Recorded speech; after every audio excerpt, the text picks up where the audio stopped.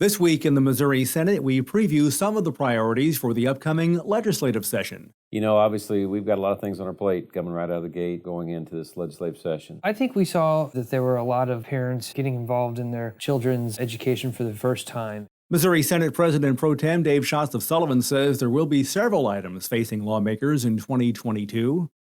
Redistricting, probably the number one issue facing us right out of the gate. We also have a historic amount of federal money that we're going to be dealing with in the appropriations process, and so we have to be very wise in the expenditures and what we do with that money. And then also, obviously, there's a tremendous amount of legislation filed about some of the issues facing Missouri citizens: vaccine mandates, mask mandates, critical race theory.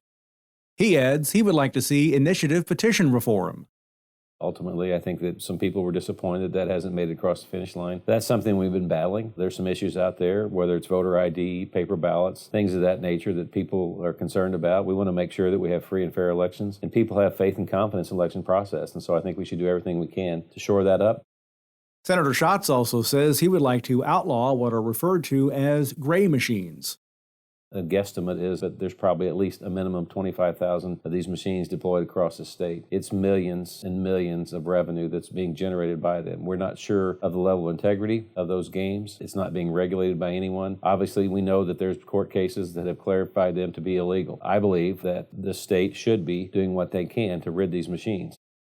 Missouri Senate Minority Floor Leader John Rizzo of Kansas City says changes in the classroom and/or remote learning have led to more parental involvement in education. And I think that caused a lot of animosity and a lot of back and forth between parents and school board members and parents and teachers. And school boards were having to make really difficult decisions on how to fight the pandemic, and parents were either uninformed or being intentionally misinformed. He believes there is a need to have something in place. So I felt like with our Parents' Bill of Rights that we put together, this will clear and concisely tell parents what their rights are as a parent. And I don't know anybody that can look at the bill and not think that a parent deserves those things. And the majority of those things already exist. We're just going to put them in one list that is easily accessible. Senator Rizzo also says parents need to be involved in education. I'm a parent, I have a 6-year-old who's in first grade, and I'd like to know what she's doing, and we go over her homework every night, myself or my wife, and I think it's important for people to know what's going on in their kids' classroom, and we saw, I think this last year, people doing that for the first time with their children. The pandemic had brought some new interest into their classroom and what they're being told about and things like that. The second regular session of the 101st General Assembly will start at noon on Wednesday, January 5th.